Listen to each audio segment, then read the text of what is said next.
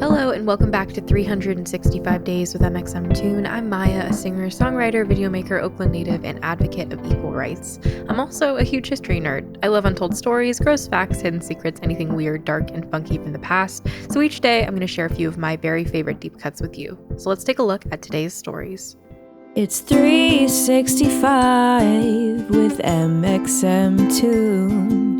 New facts every day, so don't leave too soon. I'm gonna teach you stuff, no it won't be tough. Gonna go a year till you've had enough. It's 365 mxmtoon.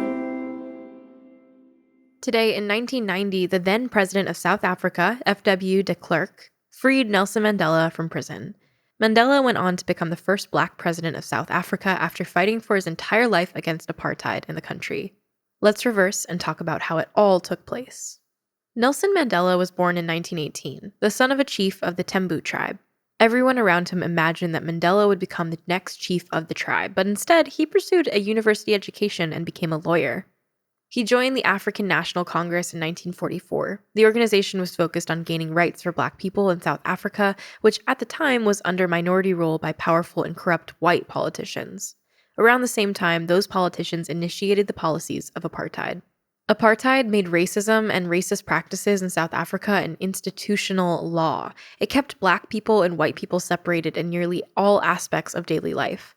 Racial segregation was official government policy, and the white minority grasped tightly to the power they'd gained because they knew that these vile policies would never pass under a democratic voting system. Black people lost basic rights, and this spurred many of them to enroll in the ANC to try and fight back. Mandela became a leader in the ANC and was made deputy national president of the party in 1952. He was a pioneer in nonviolent action with boycotts, strikes, marches, and civil disobedience. In 1960, there was a terrible massacre of peaceful Black protesters in Sharpeville. Police officers opened fire on peaceful Black protesters and killed 69 people. After the police in South Africa began killing Black protesters, Nelson Mandela worked with the paramilitary branch of the ANC to escalate the actions against the white minority government and the police employed by the state. He was arrested for treason in 1961 and acquitted, but then he was arrested again the next year for illegally leaving the country. He was sentenced to 5 years at Robben Island Prison, which is several miles off the coast of Cape Town, and then tried again while in prison on more treason charges. He defended himself in the Rivonia trial, which became an international news event. It was so called because Mandela and his fellow freedom fighters had been arrested in the Rivonia suburb of Johannesburg, at a farm they'd been using as a hideout. The government raided the hideout and arrested the people hiding there for terrorist activities. Of course, it seems strange to call Mandela and his fellow protesters fighting for racial justice terrorism, but it's an important reminder that sometimes the way the government of a nation frames things isn't the moral way, and that we have to evaluate protest actions based on what the individuals are fighting for rather than how they are perceived in the government or the media. In my personal opinion, I think it sparks a larger conversation and dissection of what happened with the Black Lives Matter protests in 2020 inside of America. But anyways, back to the story. On June 12, 1964, Nelson Mandela was sentenced to life in prison. He ended up spending 27 years in prison, the first 18 of which were at Robben Island Prison.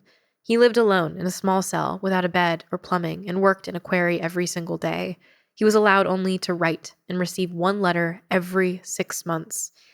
Once every year, he would have one visitor for 30 minutes. Usually, the visitor was his wife, Nomzamo Winnie Mandela. Throughout his time in prison, Mandela was still thought of as the symbolic leader of the anti-apartheid movement. He led a civil disobedience movement within the Robben Island prison, and it ended up forcing South African officials to improve living conditions on the prison island. In 1982, he was moved from the island to a prison on the mainland, and 6 years later, he was moved to a small cottage to be on house arrest. Nelson Mandela did not die in prison, and I bring this up because of the so-called Mandela effect. The Mandela effect is a name for the phenomenon when copious amounts of people share a common false memory about a public event.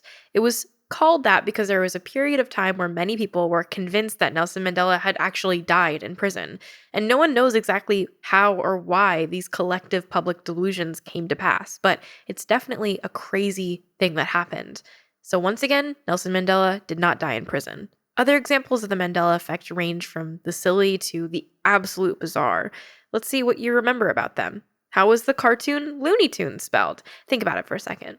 Okay, well, if you guessed Toons, you'd be wrong, and along with millions of Americans who collectively convinced themselves that Toons was the correct spelling, when in reality, it's just Tunes.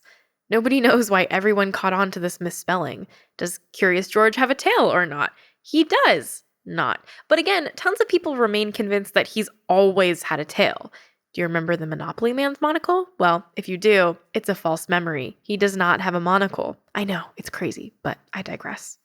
Some people think that the Mandela effect is evidence of multiple universes, which is an intriguing theory, but it's probably just indicative of our collective bad memory. In 1989, South Africa got a new president, F.W. de Klerk, and he was in favor of abolishing apartheid. On February 11, 1990, he ordered Nelson Mandela's release. Mandela resumed his role of leadership in the ANC and led the negotiations towards the end of apartheid.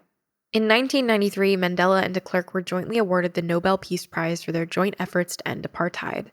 The next year, during the country's first free and fair election, Nelson Mandela was chosen as president.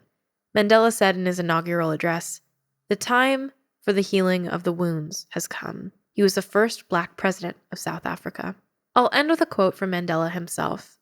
"No one is born hating another person because of the color of his skin, or his background, or his religion. People must learn to hate. And if they can learn to hate, they can be taught to love. For love comes more naturally to the human heart than its opposite." Now let's talk about music. Today in 2020, Umi released Picture Perfect. Tiara Umi Wilson left college at the University of Southern California in 2019 to pursue her music career, and boy, are we glad that she did. Remember Me has over 50 million streams on Spotify and is also known for her covers on SoundCloud. Umi has said she's influenced by Frank Ocean and SZA, which totally makes sense when you listen to her music. Happy birthday to Picture Perfect.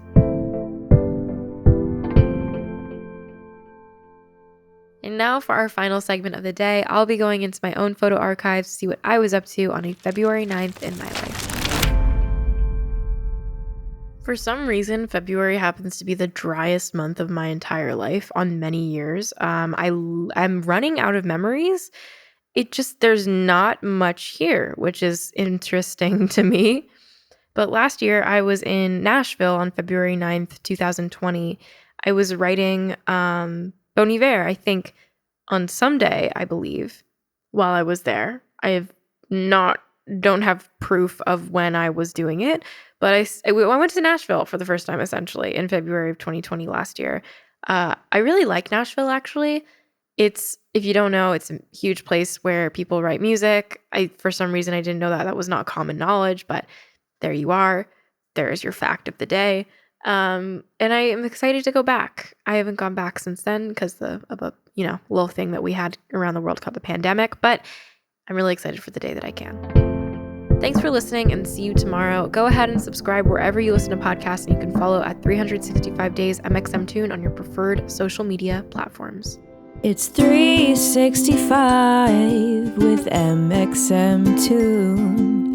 New facts every day, so don't leave too soon. I'm gonna teach you stuff, no it won't be tough. Gonna go a year till you've had enough. It's 365